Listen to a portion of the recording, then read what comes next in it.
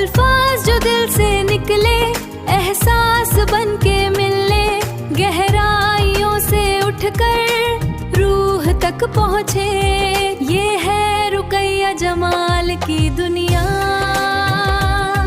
रुकैया जमाल की दुनिया। खामोशी का कर्ब अज कलम रुकैया जमाल। देखिए डॉक्टर साहब, अब्बू को क्या हो गया है? बिल्कुल बोल नहीं रहे हैं। अनवर हुसैन के दोनों बेटों की आवाज में घबराहट साफ महसूस हो रही थी।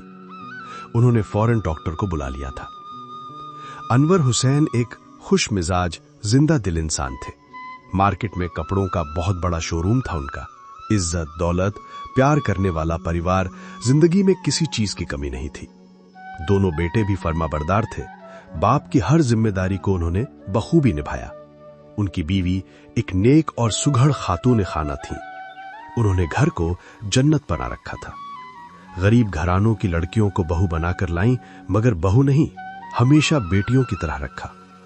लेकिन उम्र के इस मोड़ पर बीवी का इंतकाल अनवर हुसैन को अंदर से तोड़ गया। पूरा एक हफ्ता कैसे गुजर गया उन्हें खुद पता नहीं चला।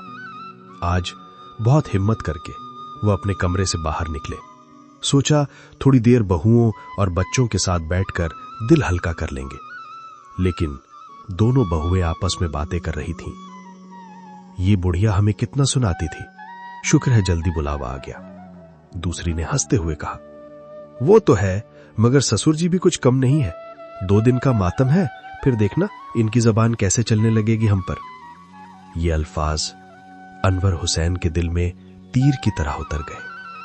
जिस इंसान ने पूरी जिंदगी अपनों के लिए जी, आज वही अपने घर में बोझ बन चुका था। और अनवर हुसैन ने उसी दिन से बोलना बंद कर दिया। रुकैया जमाल की दुनिया देखने का बहुत शुक्रिया। हमें उम्मीद है कि आज की ये काविश आपके ज़ौक़े लतीफ़ पर पूरी उतरी होगी। हमारा ये सफ़र आपकी मोहब्बत और फीडबैक से ही मुकम्मल होता है। आपकी राय, आपकी तजावीज़ और आपका साथ ही असल कामयाबी है। अब आपकी बारी है।